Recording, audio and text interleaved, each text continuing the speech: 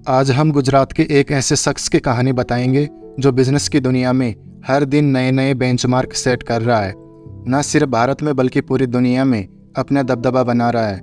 हम बात कर रहे हैं भारत के मशहूर बिजनेसमैन गौतम अडानी की, जिन्हें एक वक्त था कि आर्थिक तंगी के कारण पढ़ाई छोड़नी पड़ी थी, लेकिन आज ये एयरपोर्ट से लेकर बंदरगाह और कोयले से लेकर घर में इस्तेमाल होने वाले तेल तक से पैसा कमा रहे हैं।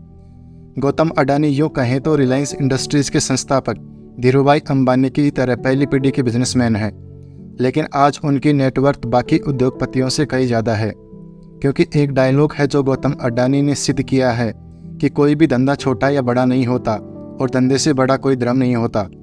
हम ऐसा इसलिए कह रहे हैं क्योंकि समय के साथ अडानी को जो भी धंधा मिला उन्होंने उसे पूरे मन से किया और सक्सेस होते चले गए, लेकिन उनके फर्ज से अर्श तक पहुंचने तक का सफ़र काफ़ी कठिनाइयों से भरा हुआ है। इनका जन्म 1962 में अहमदाबाद के एक आर्थिक रूप से कमज़ोर परिवार में हुआ। पिता का छोटा सा काम था लेकिन कुछ खास नहीं चल रहा था। ऐसे में वक्त के साथ आर्थिक हालात और बिगड़ते चले गए, जिसकी वजह से गौतम अडानी को अपनी पढ़ाई को बीच में ही छोड़ना पड़ा और काम के लिए हाथ पैर मारने पड़े। वे बड़े शहर कुछ बड़ी उम्मीदें लेकर कम उम्र में ही मुंबई आ गए, जहाँ शुरुआत में तो काफ़ी संघर्ष करना पड़ा, लेकिन कुछ वक्त के बाद उन्हें एक डायमंड सप्लायर के वहाँ नौकरी मिल गई। 3 सालों तक काम करने के बाद उन्हें समझ में आया कि ज़िंदगी में करना क्या है, इसलिए उन्होंने नौकरी छोड़कर अपना काम शुरू किया और ज्वेलरी बाजार में डायमंड ब्रोकरी की शुरुआत की। गौतम अडानी को अपनी ज़िंदगी का मकसद पता था, मतलब वो काम क्यों कर रहे हैं, इसलिए उन्होंने जी तोड़ मेहनत की और कम उम्र में ही धंधा बड़ा कर लिया। लेकिन उनकी किस्मत चमकी 1981 से, जब उनके बड़े भाई ने उन्हें अहमदाबाद बुलाया। दरअसल बड़े भाई ने सामानों को लपेटने वाली प्लास्टिक की एक कंपनी खरीदी, मगर वो चल नहीं रही थी क्योंकि जो कच्चा माल चाहिए था वो ज़रूरत के हिसाब से नहीं मिल पा रहा था।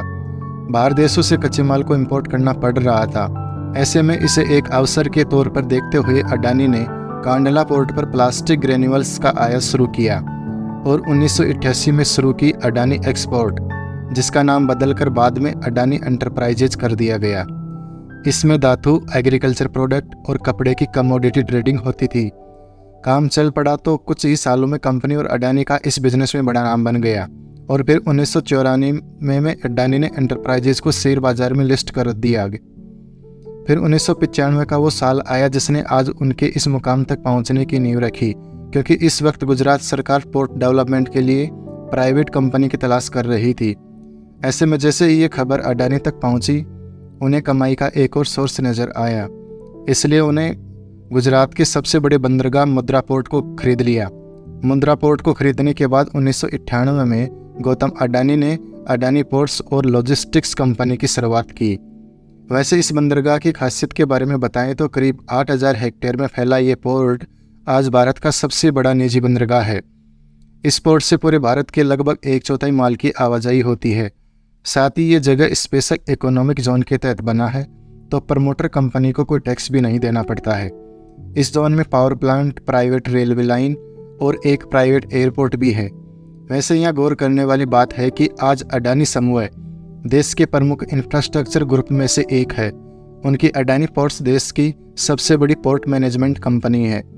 गुजरात, महाराष्ट्र, गोवा, केरला, आंध्र प्रदेश, तमिलनाडु और ओडिशा जैसे 7 समुद्री राज्यों में इनके 13 डोमेस्टिक पोर्ट्स हैं। अब जैसे जैसे वक्त गुजरता गया, अडानी खुद को ग्रो करते चले गए। वो लोगों की रसोइयों में पहुंच गए। फॉर्च्यून के द्वारा वही फॉर्च्यूनर जिसका रिफाइंड ऑयल आज हर घर में इस्तेमाल होता है। जनवरी 1999 में अडानी ग्रुप ने विल्मार बिजनेस ग्रुप के साथ मिलकर खाने के तेल के बिजनेस में कदम रखा था। वैसे फॉर्च्यूनर तेल के अलावा अडानी ग्रुप आटा, चावल, दाल, चीनी जैसे दर्जनों बिजनेस से जुड़ा हुआ है, जिनके रखरखाव के लिए 2005 में अडानी ग्रुप ने फूड कॉरपोरेशन ऑफ इंडिया के साथ मिलकर अलग अलग राज्यों में बड़े बड़े साइलोस बनाए। साइलोस वो चीज़ होती है जिसमें बड़े पैमाने पर अनाज को रखा जाता है। साइलोस की कनेक्टिविटी के लिए अडानी ग्रुप ने नीचे रेल लाइन भी बनाई ताकि अनाज को लाने और ले जाने में आसानी हो। फॉर्च्यून इंडिया मैगजीन के मुताबिक 2010 में अडानी ने लिंक एनर्जी से 12,147 करोड़ में कोयला खदान खरीदी थी। इस खदान में 7.8 बिलियन टन के खनिज भंडार हैं, जो हर साल 60 मिलियन टन कोयला पैदा कर सकती है। इसी तरह इंफ्रास्ट्रक्चर की कमी से इंडोनेशिया में मौजूद तेल, गैस और कोयला के लिए अडानी ग्रुप ने साउथ सुमात्रा से कोयला ढुलाई के लिए 1.5 अरब डॉलर निवेश करने की घोषणा की। उस समय इंडोनेशिया इन्वेस्टमेंट अथॉरिटी ने बताया था कि अडानी ग्रुप 5 करोड़ टन की क्षमता वाले एक कोल हैंडलिंग पोर्ट का निर्माण करेगा और साउथ सुमात्रा आइलैंड की खदानों से कोयला निकालने के लिए 250 किलोमीटर रेल लाइन बिछाएगा। इसी तरह अडानी अपना कारोबार फैलाते गए और पैसा अकाउंट में आता गया। जिस अडानी साम्राज्य का कारोबार 2002 में 76.5 करोड़ डॉलर था, वो 2014 तक आते आते 10 अरब डॉलर हो गया। साथ ही समय की ज़रूरत को देखते हुए अडानी ग्रुप ने नेचुरल गैस के क्षेत्र में भी बिजनेस को बढ़ाया और 2017 में सोलर पीवी पैनल बनाना शुरू किए। उधर बंदरगाह और निजी रेल लाइन के बाद अडानी ने एयरपोर्ट्स की तरफ उड़ान भरी और 2019 में अहमदाबाद, लखनऊ, मैंगलोर, जयपुर, गुवाहाटी और तिरुवनंतपुरम जैसे 6 हवाई अड्डों के मॉडर्नाइजेशन और ऑपरेशन की जिम्मेदारी उठा ली।